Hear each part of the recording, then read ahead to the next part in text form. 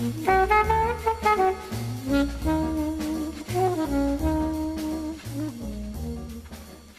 right, now we get to wrap up medieval thought. And we get to talk about two fairly obscure people and relatively unimportant people in the history of thought, but thinkers that illustrated very important philosophical impulses. A guy named Duns Scotus and a guy named William of Ockham. And the things I want the student to come away from this with is first, to be able to understand and explain Scotus's problem of universals. And secondly, the student needs to be able to discuss what Occam's razor is and whether or not that's helpful. Okay, so the first person we'll talk about is Duns Scotus. I don't think that's his proper name. Duns Scotus is named after a Scottish person from the town of Duns Scotus. And he was a philosopher that was involved in some fairly abstract debates that reach back to the time of Plato and Aristotle.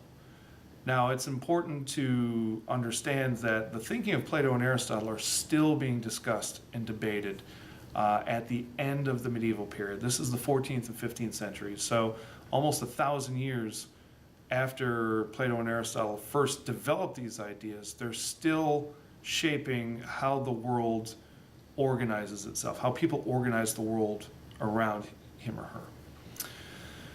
If you recall, the idea of universals is common to Aristotle and Plato. They both believe that there are such a thing as universals. There is such a thing as chairness. But they believe you find these universals in different places. Plato would look for universals not in the physical world, but in the world of ideas. Plato would look for chairness in the world of forms. Aristotle would look for universals in the world around him. So Duns Scotus talked about the Aristotelian impulse as being universalia in rebus, universals in things, the universals in the thing itself. And he talked about Platonic methodology is universalia ante res, universals before or outside of things. Duns Scotus said that if you believe that universals are actually things, it's called realism. Universals are actually something that you can touch in the physical world.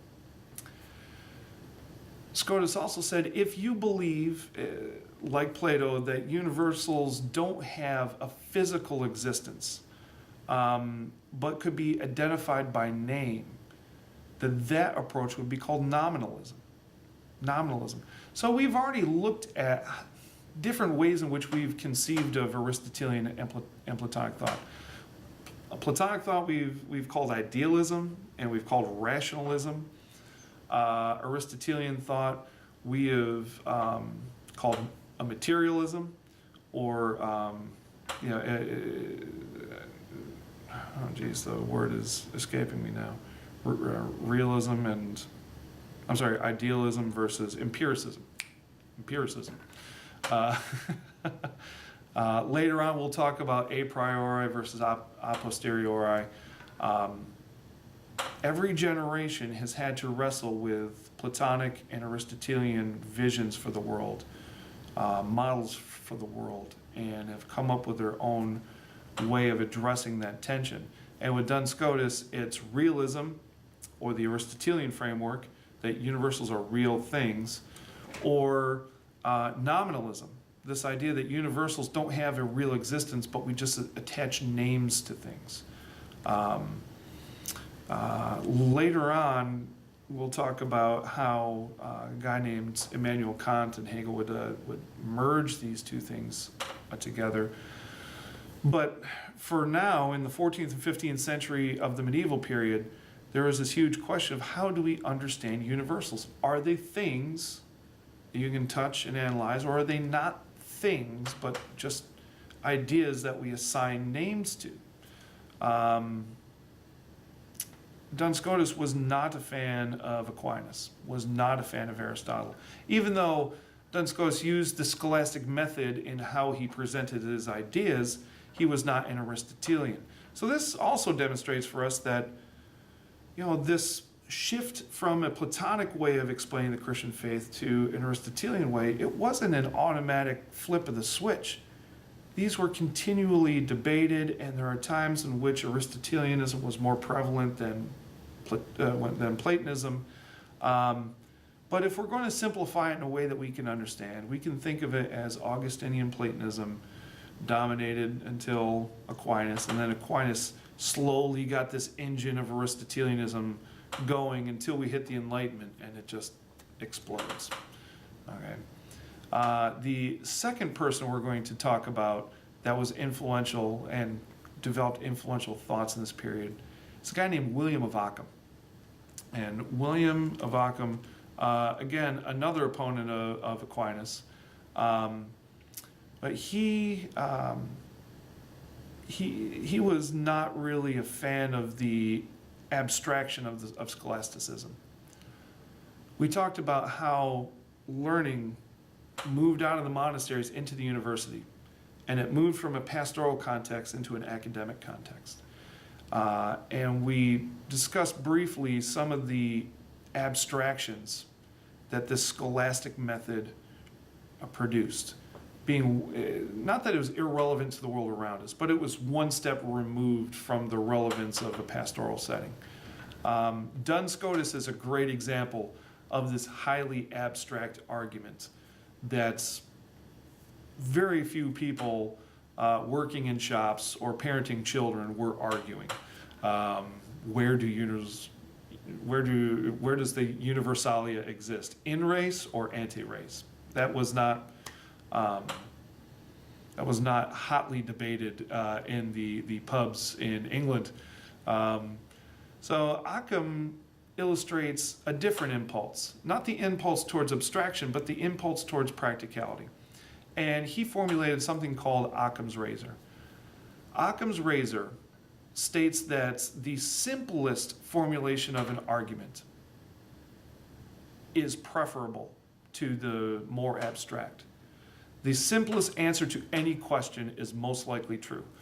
For example, if you're in Central Park and you hear hoof steps behind you, you don't expect to turn around and see a zebra. You expect to turn around and see a horse. Okay? The simplest answer is most likely true. If you can demonstrate the truth of something with one argument, you don't need to make 5 arguments. And as we've already seen from Thomas Aquinas, he developed 5 arguments to prove one thing. Anselm just used 1 argument. I'll give you another example. Let's say you get a quiz back from a teacher and it says 25% on the top. Now, as a student, you can assume, hey, I might have gotten 50% wrong, and the teacher must have made an error on 25% of my test, and that's how I ended up with a 25%. Don't you think the more simple answer is to believe that you got 75% of the questions wrong? Occam's razor seeks to slice off the parts of arguments that aren't necessary, to simplify things, streamline things. So while scholasticism did have this impulse towards abstraction, Occam was kind of the other end of the pendulum swing, who tried to simplify these arguments and eliminated a good chunk of scholastic methodology in the process. This discussion brings us to the edge of the Renaissance and Reformation. And the Renaissance and Reformation was as much a continuation of this type of thinking as it was a break from this type of thinking. There's both continuity between the Renaissance and Reformation in the medieval period and discontinuity. And hopefully we'll have a chance to talk about both. But I hope this has at least demonstrated that in God's kingdom, there is room for more than one ways of doing things. There is a time and a place for abstraction, and there's a time and a place for practicality. And the good Christian knows which club to use in which situation.